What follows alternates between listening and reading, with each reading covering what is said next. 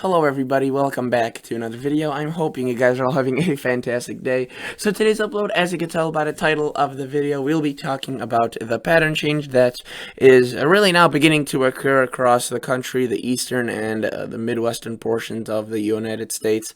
This is mainly because of the large storm that we were talking about in the past couple of days. This large storm has now pretty much gone over where it was supposed to, dropped its rain, and now the winds behind the storm are picking up, and they're bringing in the cold air. And today I woke up, and to be honest, I was shocked. I knew that we were supposed to get some winds, but not this strong of a winds. And let me tell you that everything is just blowing around on the streets. All the patio furniture, everything is just moving around, and really, you could tell that's changes in the air. So let's start to talk about this. First, let's go to the MSLP and precip. Oh yeah, by the way, before we do, if you guys would like to subscribe, consider doing so. Check out the channel, check out the video, watch the video. You know, if you like what you're seeing, consider subscribing. And if you are a returning viewer, liking the video would be awesome. So thank you so much for doing that. So notice that this storm is still affecting a good portion of the northeast. Now, it isn't really as widespread as it was yesterday. The rain that was very widespread is just isolated to Maine, New Hampshire, Vermont, really, and upstate New York. And at this point, it's not even that consistent rain. It's more of that light to showery rain weather, kind of scattered and isolated. But really, notice what we have here on the backside. We have some snow across northern to central Manitoba and central Ontario. But then we have a bunch of showers occurring across Minnesota, Wisconsin, Illinois, Indiana, Michigan, the UP. And now, this isn't really kind of part to do with this main storm. I mean, it's directly correlated for sure, but it really is showing how strong the storm is. And with this storm being powerful, it's sending winds in from its backside, and that's allowing for these showers to develop. Now, I want you to notice, look how the snow showers, they don't stay to the north. They keep moving to the south because the cold air keeps moving to the south, and it eventually overrides with the precipitation, those showers. And across Minnesota and the UP of Michigan, we could be looking at some snow squalls, and you know, those could briefly bring down visibilities to half a mile or a quarter of a mile, and maybe bring a dusting sorry about that, a dusting or a tracing of snow. And then notice tomorrow in the morning, for example, we are looking at snow showers across the arrowhead of Minnesota. And again, obviously, I apologize, I have like a frog in my throat or something. And this is obviously possible only by the fact that we have the cold air coming down from the north. And notice that we have pretty widespread snow showers. Well, not widespread, but more snow showery weather than rain showery weather, if you will, across Ontario and southern Manitoba. As this pushes on, you know, the snow obviously doesn't make its way into Michigan, Indiana, and Illinois because it's still too warm across those locations. But sometimes, even on the radar during the late fall months or even the early fall months, October is good enough, right? We have if we have a convective system that has a lot of energy, and sometimes the radar picks it up as precipitation in the form of rain, but it actually is this grapple, which is, I've said it in the past days, it's a combination of sleet and snow, kind of not either, but you know, it doesn't qualify as the snow or sleet. It's kind of in between.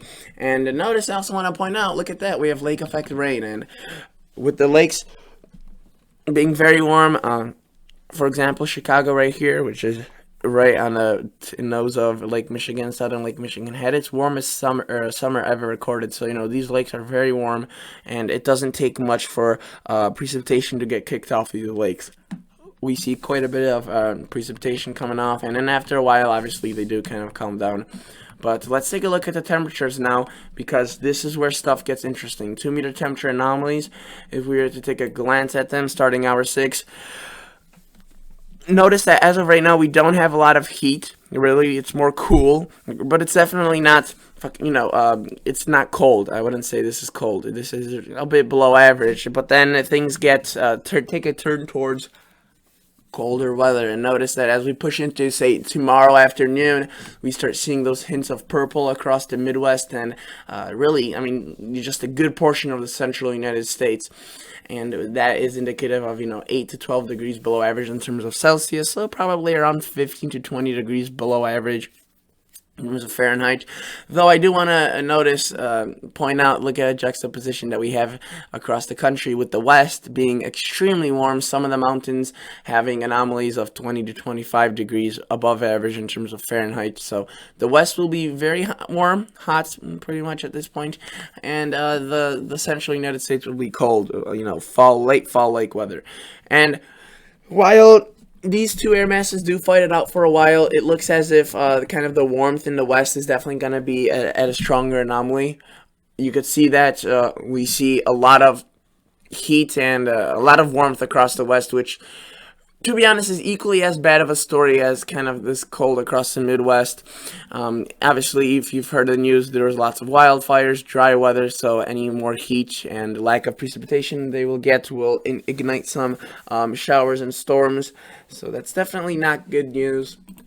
But the cool weather across the Midwest and eastern United States also isn't really the best news, as a lot of farmers and crop growers still have fields planted. And yes, at this time of the year, typically frosts do start occurring. It's just that, a frost early on October, it's a bit early October. Definitely not the best of news, but it's still better, I would say, than the heat across the West. Not going to be as impactful, not going to affect as many people in the long term. And then now notice this is now Saturday, October 3rd, and as we keep pushing this through, and for your detailed forecast, go to your National Weather Service, National Weather Service, really, that's your best source, and see, which days are going to be the coolest.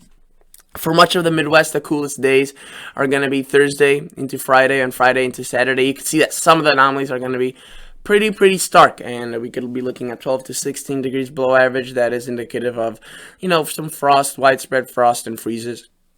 Many areas seeing hard freezes, the end of, the growing season, and if you still have leaves on the trees, even if they're colorful, yellow or orange, they will most likely be falling off, as once a hard freeze comes, leaves off the trees just, kind of the tissue gets damaged and they fall off.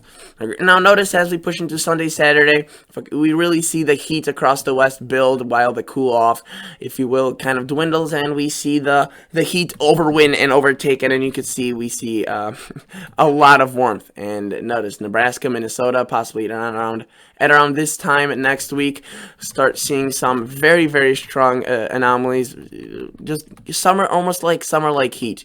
And notice that continues for a while, and we do see a brief little cool down, but that's still very far out. And at this point, I'm confident to say that after we have that initial cool down this week, we are in for some heat, and that's what I think a good portion of October will look like. It will look like we'll have a lot of heat, a lot of warm temperatures, and you could see, for example, October 10th, Saturday, 80s and 70s across many locations that have seen frost and freezes this upcoming weekend. So, this is definitely something kind of you don't want to miss out on if you have still some tomatoes or stuff growing.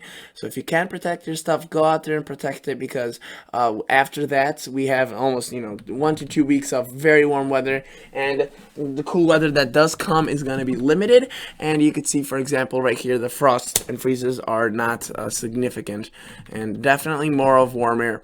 But obviously, the signs of fall and winter are there. You can see that cool weather, frost and freezes are occurring at this point now, even without a significant anomaly. Let's take a look now at the European model, and the European model doesn't on this website have 2 meter temperature anomalies at the surface, 2 meters, but a little bit higher up. And I just want to show you, generally though, at the 850 HPA temperature anomaly does represent pretty accurately what's happening on the surface. And I just want to show you quickly that the European is in agreement with the GFS. You can see as of now, not much cooler air. It does expand and grow pretty quickly, and the European is actually in favor of cooler air than what the GFS is showing. And you can see that it's pretty expansive. We get some pretty chilly temperatures, definitely frost and freezes for many folks. And notice it continues into Sunday. And this is when the newest European model stops. It hasn't progressed the rest of the information. So let's go back to the previous one and notice very same information. But right around a week from now, the cool air starts disappearing, if you will, and we start seeing the warm air take its place. You can see the European tries bringing in another little cool blast. We'll have to see about that, and that may or may not be true, but just look at those anomalies right there.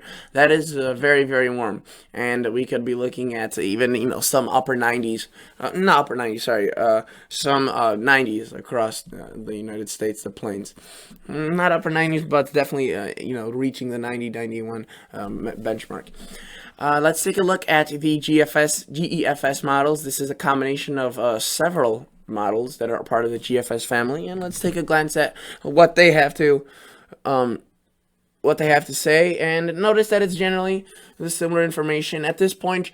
When the pattern change is supposed to occur not that far out, the models are generally more consistent, and you can see that they are cool weather, and this isn't just again the GFS, even though it looks very similar. This is the GEFS.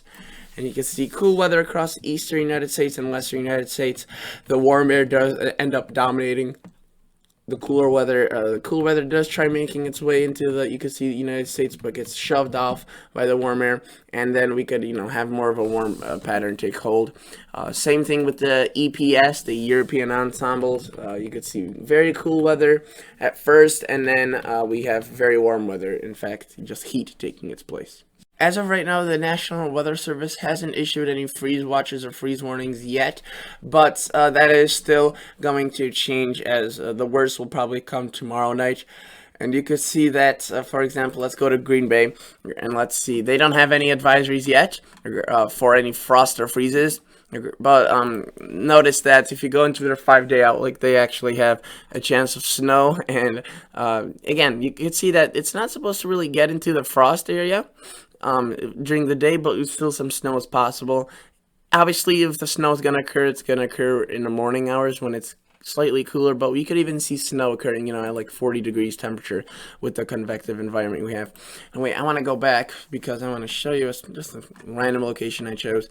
You could see 33, 34. That's, that's frost. That's going to maybe not end your carrots or your hardy crops, but it's probably going to put an end to your tomatoes and all your tender vegetation. Minneapolis, let's take at your location.